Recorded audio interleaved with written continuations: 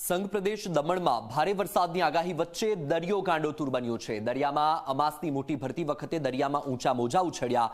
દમણના દરિયા કિનારે પ્રચંડ મોજાઓની વચ્ચે પણ કેટલાક પર્યટકો મજા માણતા જોવા મળ્યા, તો કેટલાક પર્યટકો જોખમી અંતરે જોવા મળ્યા હતા। ચોમાસામાં દરિયો તોફાની રહેતો હોવાથી સલામતીના ભાગરૂપે પ્રશાસન દ્વારા દરિયા પર પર્યટકોને નીચે જવા પર પ્રતિબંધ મૂકી દેવામાં આવ્યો છે। જો કે તેમ છતાં કેટલાક પર્યટકો આવા તોફાની માહોલમાં પણ રીલ બનાવવાની અને સેલ્ફી લેવાની ઘેલછા રાખે છે। આજે દરિયામાં ભારે કરંટના લીધે દરિયાદેવનું રૌદ્ર સ્વરૂપ જોવા મળ્યું।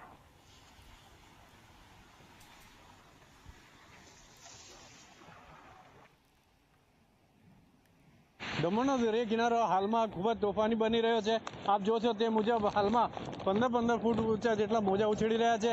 આજે અમાસની ભરતીને લઈ અહીંયા આગળ દરિયા કિનારે મોટા મોજા ઉછળી રહ્યા છે અને આ જે મોજા ઉછળી રહ્યા છે તેને લઈને સંઘ પ્રદેશ દમણ અને પ્રશાસન દ્વારા હાલમાં અહીં બીચ પર જવા માટે મનાઈ કરવામાં આવી છે।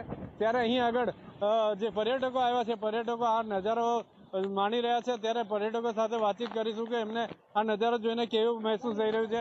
આપનું નામ જણાવો। ઈલાબેન। ઈલાબેન ક્યાંથી આવ્યો છે અને આ નજારો કેવો લાગી રહ્યો છે? સુરત થી આવ્યા છે, બહુ જ મજા આવે છે અહીંયા આવ્યા પછી અમને।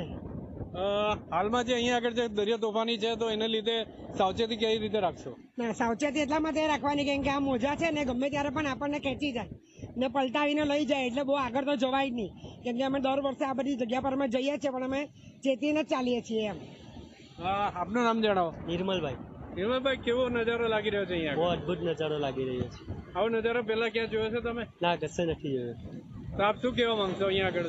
અહીંયા જવું નહીં જોઈએ, આપણે દૂરથી નજારો માણી રહેવો જોઈએ।